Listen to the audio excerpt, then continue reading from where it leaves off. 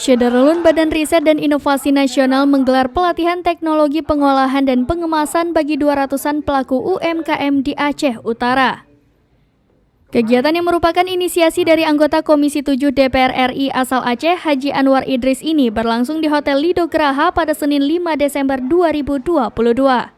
Anggota Komisi 7 DPR RI asal Aceh, Haji Anwar Idris menjelaskan, kemasan atau packaging untuk sebuah produk dari UMKM memiliki banyak fungsi, tidak hanya menjaga produk tetap aman, melainkan juga menjadi daya tarik bagi pelanggan.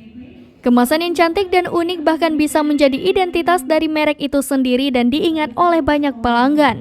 Dalam upaya meningkatkan daya saing pada produk UMKM lokal, Anwar Idris berinisiatif untuk menggelar pelatihan ini. Selain tentang membuat kemasan, dalam pelatihan ini juga diberikan pemahaman tentang pembuatan label berstandar internasional pada produk. Diharapkan dengan adanya pelatihan ini bisa meningkatkan pertumbuhan ekonomi para pelaku UMKM di Aceh Utara. Dari Lok Semawe, Saiful Bahri, serambinews.com.